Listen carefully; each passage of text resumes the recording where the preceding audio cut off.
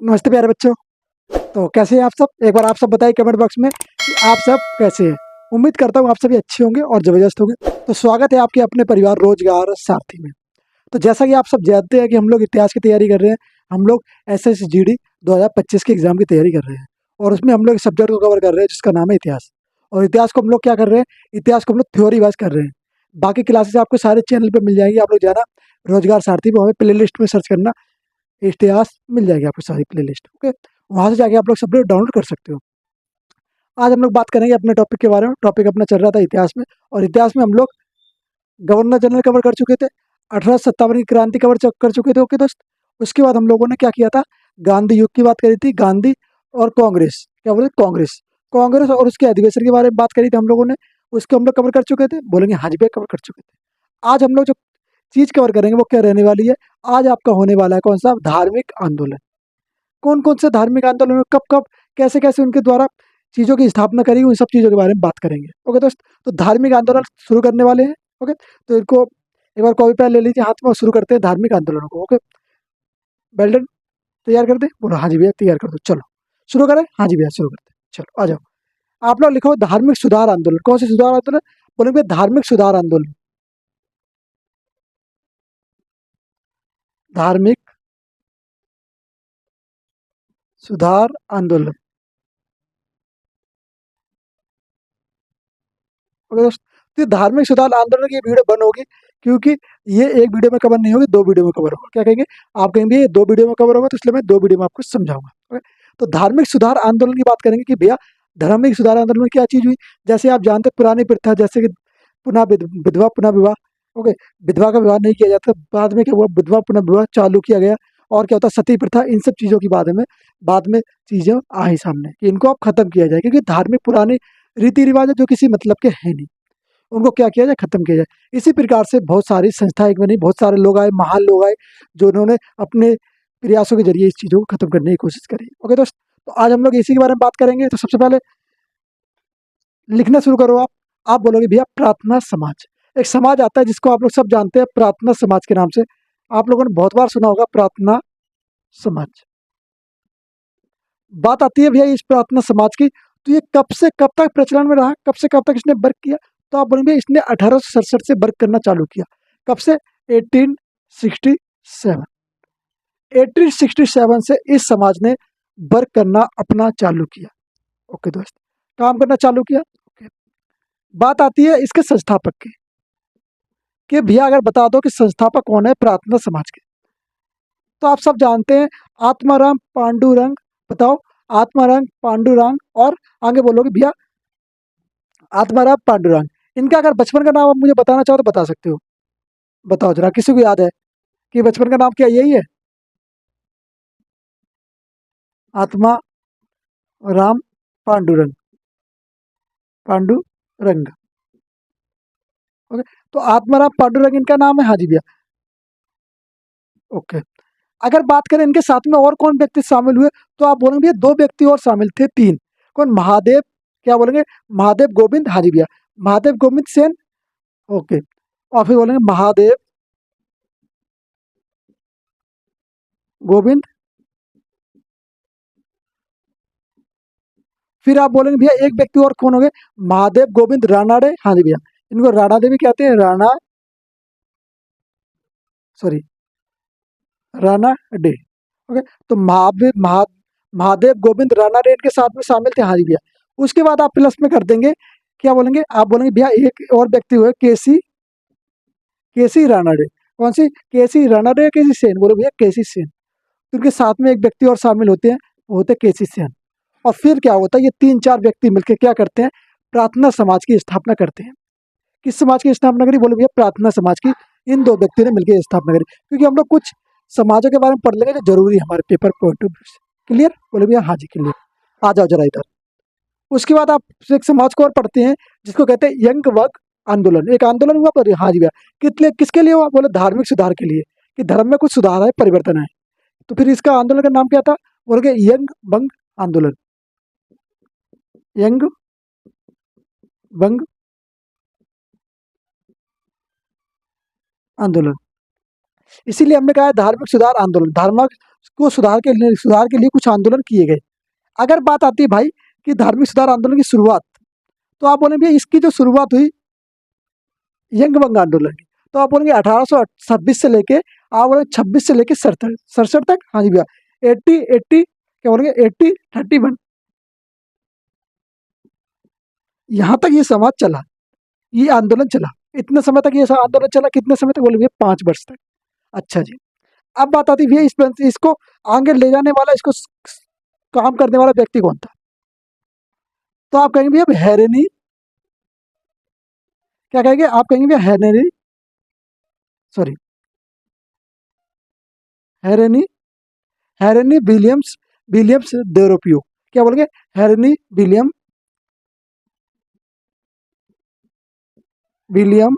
आप बोलेंगे भैया विलियम दोरोजियो। क्या? हेरनी विलियम डोरोजियो। ये क्या है? ये व्यक्ति इसको आगे ले जाने वाला था। इसको हम लोग किस लिए और जानते हैं हेरनी विलियम डोरोजियो को? तो आप कहेंगे भैया इसको हम लोग जानते हैं विलियम, किस लिए जानते हैं इसको? इसको हम लोग जानते हैं भैया हिंदू कॉलेज की स्थापना के लिए। किसके लिए? बोले भैया हिंदू कॉलेज की स्थापना। ये स्थापना हुई थी, हाँ जी भैया। उसमें क्या था? इसमें प्रोफेसर था, हिंदू कॉलेज में प्रोफेसर था। हिंदू कॉलेज में प्रोफेसर, किसके लिए जानते हैं इसको हम? ये भैया प्रोफेसर था। कहाँ पर? आप बोले भैया हिंदू कॉलेज में। अच्छा जी, प्रोफेसर, हाँ जी, ये हिंदू कॉलेज में प्रोफेसर था। क्लियर? बोले भैया हाँ जी क्लियर हो गया। यहाँ तक किसी को कोई डाउट? बताओ जरा, बताओ मेरे शेर नहीं, किसी को कोई डाउट? बोले भैया नहीं डाउट, नो डाउट। अच्छा नहीं है डाउट, फिर आगे बढ़ जाए? बोले हाँ जी भैया बढ़ जाओ। अब आ जाओ थोड़ा और किसी के बारे में बात करते हैं। बोलेंगे ईश्वर चंद्र, क्या बोलेंगे आप? कहेंगे सॉरी ईश्वर चंद्र विद्यासागर। बोलो जरा जोर से आवाज आए। ईश्वर चंद्र विद्यासागर, किसके सागर? विद्या के सागर, विद्यासागर। तो इनको हम किस लिए, ये कौन था? ये ब्राह्मण थे। क्या थे ये एक ब्राह्मण थे। हाँ जी, ये बात क्लियर, ये ब्राह्मण थे। इन्होंने क्या किया? इन्होंने संस्कृत कॉलेज की स्थापना करी। कौन से कॉलेज की? आप सब जानते हैं कॉलेज है जिसका नाम है संस्कृत कॉलेज।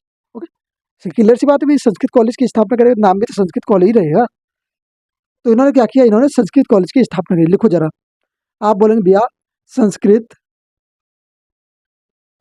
कॉलेज, कॉलेज की क्या करी? कॉलेज के प्रधानाचार्य रहे। हाँ जी भैया, प्रधानाचार्य रहे। स्थापना करी? बोले हाँ जी भैया, प्रधानाचार्य थे। प्रधानाचार्य क्या कहते हैं उसको? प्रिंसिपल। हाँ जी, इंग्लिश में क्या कहेंगे? प्रिंसिपल। ओके, फिर क्या इन्होंने किया? इन्होंने और कुछ किया भी? हाँ जी भैया, संस्कृत भाषा को क्या किया? संस्कृत शिक्षा में ब्राह्मण, इन्होंने एक बात करी। क्या बात करी? कि संस्कृत जो है सिर्फ ब्राह्मण को नहीं दी जाएगी। क्या कहे? कि पहले क्या होता है, संस्कृत जो है ब्राह्मण होते हैं उनको ही दी जाती थी। तो उन्होंने उसके लिए नकारा। बोले इसका इस पे किसी का एक अधिकार नहीं है कि इस पे ब्राह्मण लोग ही अपने कब्जे रखेंगे, नहीं, ये सबके लिए है। तो क्या कहा इन्होंने? सुनो जरा, संस्कृत, एक मिनट, संस्कृत संस्कृत संस्कृत शिक्षा, संस्कृत में जो शिक्षा दी जाती है ना, उस पर क्या किया इन्होंने? शिक्षा पर ब्राह्मण ब्राह्मण ब्राह्मण एक अधिकार नहीं जता सकते। एक अधिकार के खिलाफ इन्होंने आंदोलन किया। एक अधिकार के खिलाफ, एक अधिकार अधिकार के खिलाफ थे ये आंदोलन क्यों किया इन्होंने? विद्यासागर जी ने ये संस्कृत शिक्षा पर ब्राह्मणों के एक अधिकार के खिलाफ थे कि संस्कृत में सिर्फ और सिर्फ शिक्षा ब्राह्मण नहीं ले सकते, सभी ले सकते हैं। क्या होता था पहले? ब्राह्मण कहते थे कि हमारी संस्कृत है तो हम ही इसमें शिक्षा ले सकते हैं। तो उन्होंने कहा नहीं भी, ऐसा तो नहीं हो सकता, शिक्षा तो सबके लिए बराबर है, कोई भी ले सकता है शिक्षा। अब इसमें ये थोड़ा ना है कि आप ब्राह्मण तो आप नहीं लोगे, आप लोगे और कोई ले नहीं सकता, ऐसा तो है नहीं कि कोई नीचे जात का है तो उसको शिक्षा नहीं दी जाएगी, ऐसा तो था नहीं। और हाँ जी भैया नहीं था, तो फिर इनको तो दी नहीं चाहिए शिक्षा। हाँ जी भैया दी गई। फिर क्या हुआ? 1870 में इन्होंने विधवा पुनः विधवा, कौन सा? विधवा विधवा पुनः विवाह अधिनियम लागू करवाया। विधवा, कौन सा विधवा पुनः विवाह,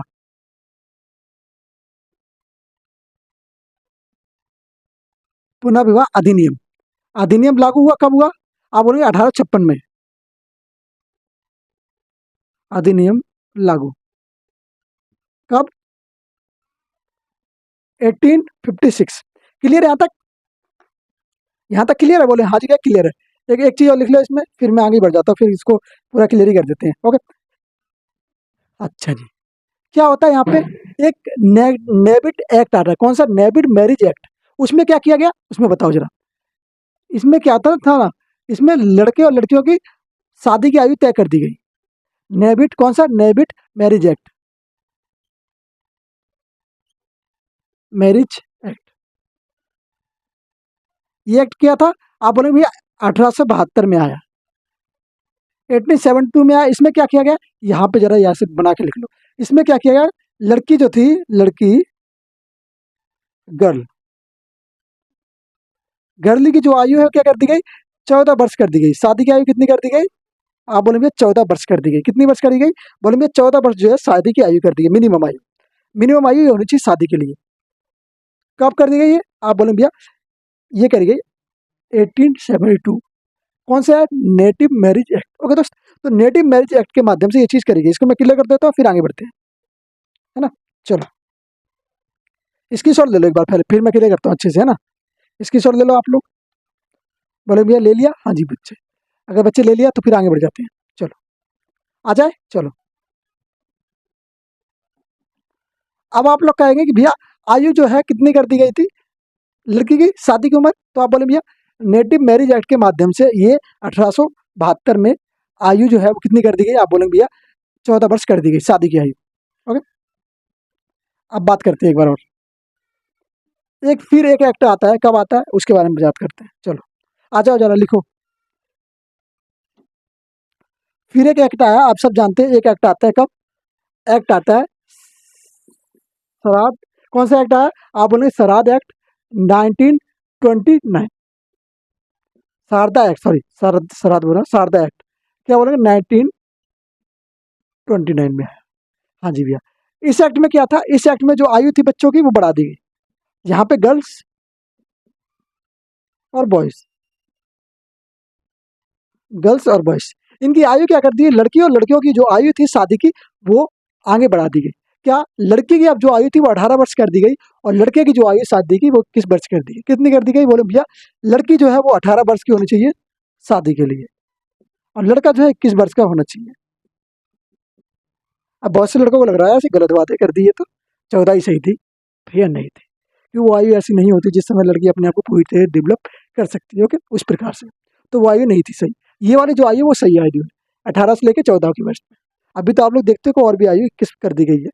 ओके, तो 21 लड़कों की वैसे ही है, पर अभी आप लोग देखते लड़के 24 24 25 25 में शादी करते हैं। भाई करना चाहिए, करियर बनाओ पहले, फिर उसके बाद शादी तो अपने आप होती रहती है। ओके, करियर बनाओ, चले बड़े।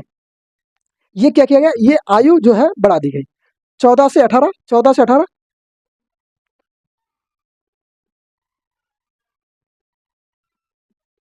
14 18 सॉरी, इसमें 14 18 रही। उसके बाद एक और एक्ट आया, कौन सा?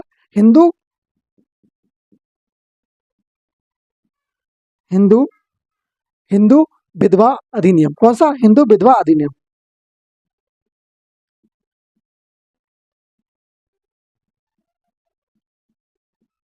एक अधिनियम आया, आप सब जानते हैं, हिंदू विधवा अधिनियम। ये अधिनियम कब आया? तो आप बोले भैया 1978। यहाँ तक तो सॉरी, यहाँ पे मैं गलत बोल गया था। यहाँ पे जो गर्ल की आई थी वो 14 वर्ष रही, लड़के की आई 18 वर्ष थी, जो पहले में था श्राद्ध एक्ट में। ओके, शारदा एक्ट में सॉरी। और हिंदू विधवा अधिनियम 1978, इसमें क्या कहा गया, इसमें आयु बढ़ा दी गई, सॉरी इसमें आयु बढ़ाई गई थी। क्या किया गया? बॉयज और गर्ल्स, आप कहेंगे गर्ल्स मतलब लड़कियां, लड़की, तो लड़की और लड़की की आयु क्या बढ़ती है? आप बोलेंगे बॉयज की जो आयु थी वो 21 ईयर कर दी गई। कितनी? 21 ईयर। भैया 21 वर्ष का लड़का हो तो शादी कर सकता है, नाबालिग रहेगा नहीं तो उससे पहले। और लड़की की क्या कर दी गई? लड़की की जो आयु कर दी है 18 वर्ष। शादी की आयु कौन सी कर दी है? 18 वर्ष कर दी गई। तो ये दो चीजें डिवाइड हो चुकी है। ओके दोस्त, यहाँ तक किसी को कोई डाउट? बोलो भैया यहाँ तक किसी को कोई डाउट? दोनों जान लो भैया। जो शारदा एक्ट आया 1929 में, उसमें क्या क्या गया? उसमें कहा गया जो गर्ल्स की आयु शादी की वो रहेगी 14 वर्ष और बॉयज़ की रहेगी 18 वर्ष। उसके बाद एक और एक्ट आया 1978, उसमें क्या कहा गया? उसमें कहा गया कि जो गर्ल्स की आयु होगी वो 18 वर्ष होगी और बॉयज़ की आयु होगी वो 21 वर्ष होगी, किसकी? शादी की आयु। क्लियर? बोले भैया क्लियर? No doubt. ओके चलो, अच्छी बात भाई, क्लियर। अब हम लोग बात करते हैं एक महान व्यक्ति के बारे में और एक महान व्यक्ति की पत्नी के बारे में। ज्योतिबा ज्योतिबा राव गोविंद राव फुले। ओके, उनका पूरा नाम क्या रहेगा? वैसे तो ज्योतिबा राव फुले जानते हैं, पर पूरा नाम क्या रहेगा? ज्योतिबा राव गोविंद राव फुले। ओके, अब हम लोग फुले जी के बारे में बात करेंगे। सबसे पहले आप लोग यहाँ पे ऐसे ऐसे लिख लीजिए, क्या बोलेंगे? ज्योति ज्योति राव ज्योति राव, क्या बोलेंगे? गोविंद गोविंद गोविंद राव फुले। गोविंद राव फुले। ओके दोस्त, तो ज्योतिराव गोविंद राव फुले। ओके, अब हम लोग इस फुले महाराज के बारे में बात करेंगे, फुले जी के बारे में बात करेंगे, क्या थे ये, क्या कार्य किए इन्होंने। ओके, तो सबसे पहले लिखो जरा, लिखो सबसे पहले तो यही लिखो तुम, सबसे पहले तो यही लिखो, लिखो जरा। लिख लिया? हाँ जी भैया। अब इनको हम लोग किस लिए जानते हैं? इनको हम लोग जान रहे सत्य शोधक समाज की स्थापना के लिए। सत्य शोधक शोधक समाज, कौन सा समाज इन्होंने बनाया? सत्य शोधक समाज। इनकी पत्नी ही होंगी जो पहली पहली महिला अध्यापिका रही है। क्या बोलेंगे? पहली अध्यापिका इनकी पत्नी ही रही है, महिला अध्यापक। समझे? कौन थी उनकी? नाम बताओ जरा आप लोग, एक बार मुझे नाम बताओ जरा। कब स्थापना करी इन्होंने? 1773 में, महाराष्ट्र के अंदर। हाँ जी भैया, महाराष्ट्र के अंदर के। क्या कहेंगे आप? कहेंगे भैया महाराष्ट्र के अंदर कर दी इन्होंने सत्य शोधक समाज की स्थापना। अच्छा जी, बात आती है भैया किस लिए की थी सत्य शोधक समाज की स्थापना? तो आप बोलेंगे जातिवाद, भेदभाव, इन सब चीजों को निपटारा पाने के लिए उन्होंने इस समाज की स्थापना करी। कैसे इन चीजों से बचा जाए? कौन सी? लिखो जरा। जातिवाद, भेदभाव, जातिवाद भेदभाव के खिलाफ। ओके, इसके लिए इन्होंने करी, के खिलाफ की करी? हाँ जी भैया, के खिलाफ करी। इसलिए इन्होंने इसकी स्थापना करी, किसकी? आप बोलोगे सत्य शोधक समाज की स्थापना करी। इनको महात्मा की उपाधि दी जाती है। किनको? ज्योतिबा राव फुले, ज्योतिबा राव गोविंद राव फुले। ओके, इनको क्या कहा जाता है? इनको महात्मा कहा जाता है।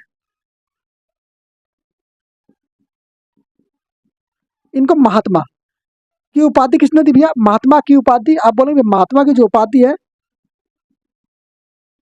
उपाधि महाराष्ट्र की एक सभा से मिली उनको। क्या उसमें स्थानीय एक सभा थी वहां पे महाराष्ट्र में, तो वहां से इनको एक सभा से इनको महात्मा कहा गया। ओके, उपाधि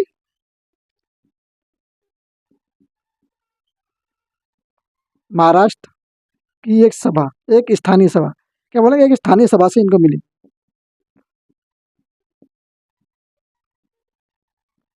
सभा से इनको ये उपाधि एक स्थानीय सभा से मिली। ओके, किसको? आप बोलेंगे ज्योतिराव गोविंद राव फुले। ओके, चलिए इनके बारे में बात करेंगे। पुस्तक, तो भैया इनकी कोई पुस्तक भी है? हाँ जी भैया, एक पुस्तक है, जरा सुन लो विस्तार से। पुस्तक का नाम है गुलामगिरी। पेपर में बहुत बार पूछा जाता है गुलामगिरी पुस्तक किसकी है? तो आप बोलेंगे ज्योतिराव, आप बोलेंगे ज्योतिराव गोविंद राव फुले। ओके दोस्त, गुलामगिरी, गुलाम कौन सी गिरी? आप बोलेंगे गुलामगिरी। ओके, ये इनकी एक पुस्तक है। क्लियर? याद रहेगा? बोले भैया हाँ जी याद रहेगा, इनकी एक पुस्तक है गुलामगिरी। पत्नी के बारे में बात कर ले, पत्नी इनकी कौन थी? तो आप लोग सब जानते हैं, पत्नी का नाम बताना जरा एक बार। पहली महिला अध्यापिका रही है, बोले भैया सावित्री बाई फुले। क्या बोलेंगे? आप बोलेंगे सावित्री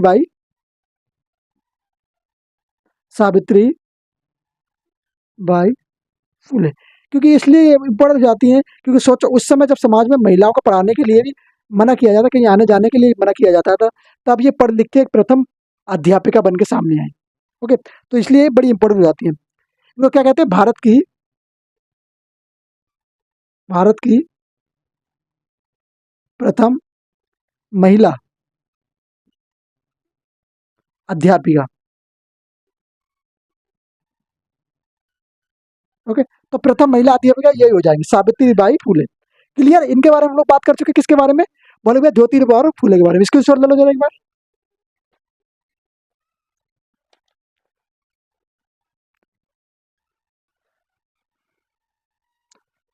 चलो आगे बढ़े, क्लियर हो गया यहाँ तक ज्योतिबा फूले के बारे में? हाँ जी। चले अब बात करते हैं एक और समाज के बारे में, इसको मैं क्लियर कर दूं पहले, है ना दोस्त, फिर उसके बाद बात करते हैं आगे वाले समाज के बारे में। अब हम लोग बात करेंगे द सर्वेंट ऑफ सोसाइटी के बारे में। ये द सर्वेंट ऑफ सोसाइटी क्या थी, संस्थापक कौन थे इसके, सब कुछ बात करेंगे। ओके, पहले इसको क्लियर करते हैं दोस्त। हाँ जी करो, चलो।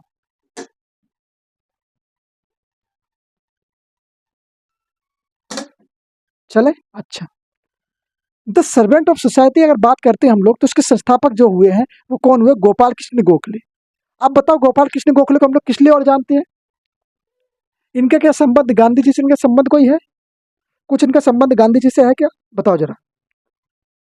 इनको और किसी काम के लिए हम लोग जानते हैं या नहीं जानते, बोला हाँ या ना बोलो, हाँ या ना बोलो, दो शब्दों में जवाब आना चाहिए, यस या नो, और दोनों नहीं हो सकता ना, तो यस और नो, तो एक ही शब्द आएगा ना, यस या नो। क्या बोलेंगे, the servant of society, the servant of किसकी, सोसाइटी की, सोसाइटी की इन्होंने स्थापना करी। भैया कब करी, तो आप कहेंगे 1905 के अंदर। कब कर देते ये, 1905 के अंदर द सर्वेंट ऑफ सोसाइटी की स्थापना कर देते हैं।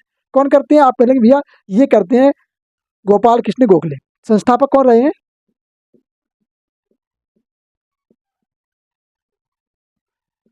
संस्थापक गोपाल कृष्ण गोखले। अच्छा जी, गोपाल कृष्ण गोखले क्या हो जाते हैं, इसके संस्थापक हो जाते हैं। क्लियर यहाँ तक, बोले हाँ जी भाई क्लियर, क्या कहेंगे। चले अब बात करते हैं 1915 की। 1915 में गोपाल जी की मृत्यु हो जाती है। हाँ जी भैया, उसके बाद इसको कौन आगे ले जाने का कार्य करता है, बात करते हैं। गोपाल कृष्ण गोखले की क्या हुई, 1915 में मृत्यु मृत्यु हुई। इसके बाद क्या हुआ, मृत्यु होने के बाद, मृत्यु हुई, इसके बाद, इसके बाद, इसके बाद क्या हुआ, इसके बाद इस संगठन संगठन को किसने चलाया, निवास श्रीनिवास शास्त्री, क्या लोग, श्रीनिवास शास्त्री जी ने इसको आगे ले जाने की कोशिश करी। श्रीनिवास शास्त्री स्त्री ने चलाया। ओके ओके, तो श्रीनिवास शास्त्री ने इसको चलाने की कोशिश करी, आगे ले जाने की कोशिश करी। क्लियर, बोले भैया हाँ जी भैया क्लियर हो गया, यहाँ तक क्लियर सबको। चलिए अब हम लोग कुछ और बातें करें। हाँ जी भैया कुछ और बातें करें, कुछ और क्या, इससे संबंधित बातें की बात कर रहा हूँ मैं, समझे, ऐसा मत। चले आ जाए, बंगाल प्रकाशन, क्या बोले, बंगाल बंगाल प्रशासनिक संस्था, क्या बोलेंगे, बंगाल प्रशासन प्रकाशन, सॉरी प्रशासन बोल रहा हूँ, प्रकाशन प्रकाशन प्रकाशन संस्था। हाँ जी भैया, इसकी स्थापना कब करी है, 1836 में। हाँ जी 1836 में करेंगे। हाँ जी, बंगाल का पहला राजनीतिक संगठन यहीं पे था, इसको इसी को कहा जाता है, क्या कहा जाता है, बंगाल का पहला राजनीतिक संगठन, बंगाल का पहला राजनीतिक संगठन, इसी को कहा जाता है। हाँ जी भैया, बंगाल का पहला राजनीतिक संगठन इसी को कहा जाता है, और ये बंगाल प्रकाशन संस्थान है। ओके चलिए, और कुछ बातें करने लायक है, और क्या बोला हमने, द सर्वेंट ऑफ सोसाइटी जान ली हमने, बंगाल प्रकाशन संस्था जान ली। हाँ जी भैया, आप जानते हैं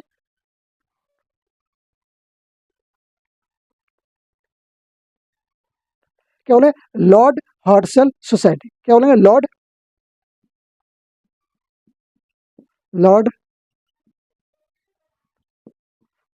लॉर्ड हॉर्सल सोसाइटी। अच्छा भैया, ये सोसाइटी की जो स्थापना है वो कहाँ हुई थी, बोले भैया ये सोसाइटी की स्थापना भारत में हुई। हाँ जी भैया, लॉर्ड हॉर्सल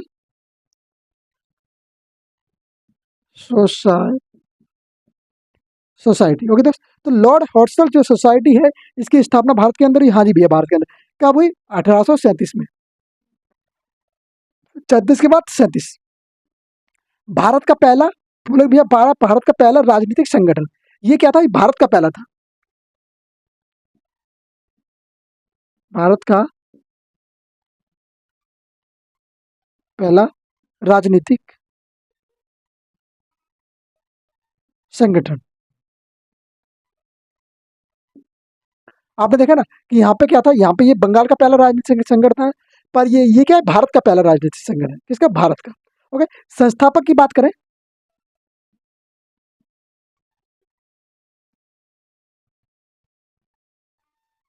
आ जाओ जरा। संस्थापक, संस्थापक की आप और बात करेंगे तो द्वारका नाथ टैगोर। कौन थे, द्वारका नाथ टैगोर। ये लिखो जरा, द्वारका नाथ टैगोर। कौन से भैया, टैगोर जी के पिताजी। कौन से पिताजी थे बताना जरा, द्वारका नाथ टैगोर। ओके, एक मिनट, इसको मैं सही से लिखता हूँ ना।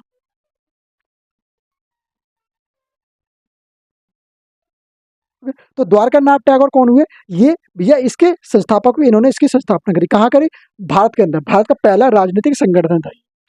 अब बंगाल की बात करें तो बंगाल का पहला राजनीतिक संगठन, तो आप बोले भैया वो करिए किसने, वो रहेगा बंगाल प्रकाशन संस्था।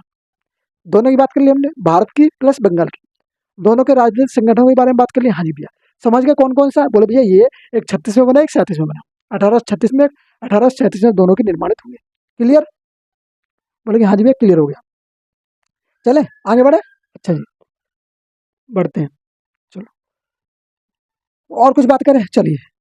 अब बात करते हैं बंगाल ब्रिटिश एसोसिएशन। कौन सी, बंगाल ब्रिटिश एसोसिएशन। बंगाल, कौन सी, बंगाल ब्रिटिश, ब्रिटिश एसोसिएशन। कौन सा association, Bengal British association.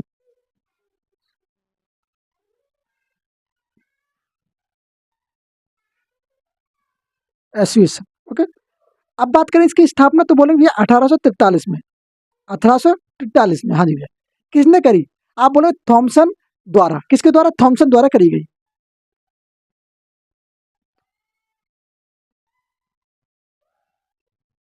Thompson द्वारा। ओके, थॉमसन द्वारा क्या करी, इसकी स्थापना करी गई। चले, इसकी स्थापना थॉमसन द्वारा करी गई। अब बात आती है एक और स्थापना करी जाती है, जिसको कहते हैं ब्रिटिश इंडिया एसोसिएशन। कौन सी एसोसिएशन, आप बोलेंगे ब्रिटिश इंडिया एसोसिएशन। लिखो जरा, लिखो, ब्रिटिश, ये इंडिया है, इंडिया एसोसिएशन। अच्छा जी, ब्रिटिश इंडिया एसोसिएशन की स्थापना कब करी जाती है, बोलेंगे 1870 या फिर 51, बोलेंगे 51 में, 70 में नहीं, 70 में कुछ और किया गया था। क्या किया गया था, पुनः सार्वजनिक सभा का स्थापना करी गई 70 के अंदर। इसकी जो स्थापना करी ब्रिटिश इंडिया की, ये बोले दादा भाई नेहरू जी। कौन रहे, दादा भाई नेहरू जी। लिखो जरा, भाई नेहरू जी। ओके, यहाँ तक जरा लिख लो, स्क्रीनशॉट ले लो, फिर मैं इसको कवर करता हूँ। ओके, क्लियर करूँ, दादा भाई नेहरू जी हो गया। चलो क्लियर कर दूँ, हाँ जी भैया कर दो। चलो आ जाओ, आ जाओ दोस्त, क्लियर करते हैं।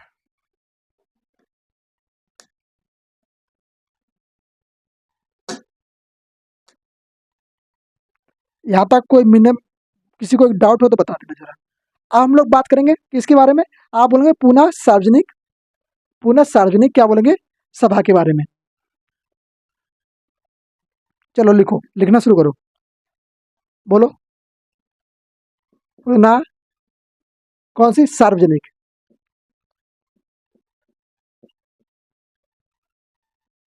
कौन सी, आप बोलेंगे पुनः सार्वजनिक सभा, सार्वजनिक सभा। इसकी स्थापना 1870 में करी गई, हाँ जी भैया। स्थापना 1870 में करी गई, हाँ जी भैया। किस किस के द्वारा करी गई, इसमें कुछ व्यक्ति शामिल थे, 3 4 लोग थे, तो लिखो जरा, M G, M G Ranade, और भैया एम जी रानडे, तो लिखो, एम जी रानडे इसमें शामिल हो गए, हाँ जी भैया। फिर क्या हुआ, महाराष्ट्र का, इन्हें क्या कहा जाता है, महाराष्ट्र का सुकरात कहा जाता है, एम जी नारायण को क्या कहा जाता है, महाराष्ट्र का सुकरात, सुकरात कहते हैं। ओके, क्या कहते हैं इन्हें? महाराष्ट्र का शुक्रात इनको ही कहा जाता है। क्लियर यहाँ तक? बोलेंगे हाँ जी। इसकी स्थापना किसने कर दी? आप बोलेंगे भैया इसकी स्थापना किसने करी? पुनः सार्वजनिक सभा की स्थापना लिखो जरा, एमजी रानडे। इनको क्या कहते हैं हम लोग? इनको कहते हैं भैया, क्या कहते हैं बताओ जरा? इनको कहते हैं हम लोग महाराष्ट्र का शुक्रात। ओके, लिख लो, है ना। अब बात करते हैं एक और, 1857 में स्थापना हुई, क्या हुई? इसके तो यहाँ से लिख लो, क्योंकि छोटे छोटे हम लोग पहले जो कवर है ना वो छोटे छोटे कर लेंगे, उसके बाद बड़ी चीज़ों को हम लोग थोड़ा दूसरी वाली वीडियो में कवर करेंगे। ओके, बड़ी चीज़ों को हम लोग दूसरी वाली वीडियो में कवर करेंगे। कोलकाता स्टूडेंट एसोसिएशन, कौन सा? कोलकाता स्टूडेंट, कलकत्ता स्टूडेंट, कौन सा? Student, student association.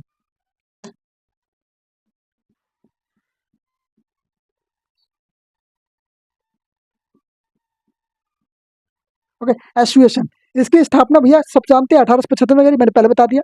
संस्थापक, स्थापना करने वाले आनंद मोहन बोस, आनंद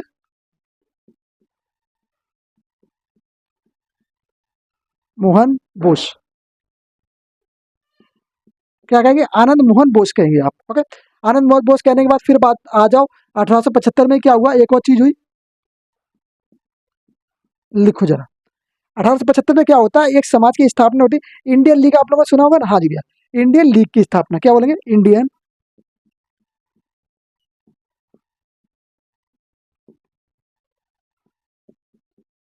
इंडिया लीग, कौन सी? इंडिया लीग, बोलेंगे भैया इंडिया लीग। हाँ जी भैया, इंडिया लीग की स्थापना हुई, किसने करी? सीसर कुमार घोष, लिखो जरा, सीसर कुमार घोष।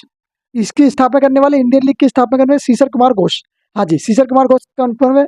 ओके भैया, अब बात आती है इसका नेतृत्व किसने किया, किसको आगे ले, इसको चलाने का कार्य किसने किया? नेतृत्व करता कौन था? लिखो, नेतृत्व, नेतृत्व करता कौन रहा है? नेतृत्व करता, तो आप लिखोगे भैया आनंद मोहन घोष, आनंद मोहन घोष। ओके, तो जैसे कि आनंद मोहन घोष ने कोलकाता स्टूडेंट एसोसिएशन की स्थापना करी, चलाने का कार्य किसने किया? इसको इंडियन लीग एसोसिएशन को उसने किया, किसने? आनंद मोहन घोष ने किया। और प्लस सत्येंद्र बैनर्जी, सत्येंद्र बैनर्जी, सत्येंद्र बैनर्जी। तो ये काम दो व्यक्ति के माध्यम हुआ, इंजीनियर, इन लोगों ने किया। अब हम लोग नेक्स्ट वीडियो में क्या समझेंगे? नेक्स्ट वीडियो में आर्य समाज के बारे में बात करेंगे कि भैया आर्य समाज की स्थापना किस किस ने करी, कैसे कैसे करी गई, सब कुछ जाने। ओके, तो उम्मीद है आज आप लोगों को सब कुछ समझ में आया होगा। समझ में आया तो क्या करना है? लाइक से सब्सक्राइब कर दीजिए। ओके, मिलते हैं नेक्स्ट वीडियो में। नमस्ते, जय हिंद, जय भारत। ओके।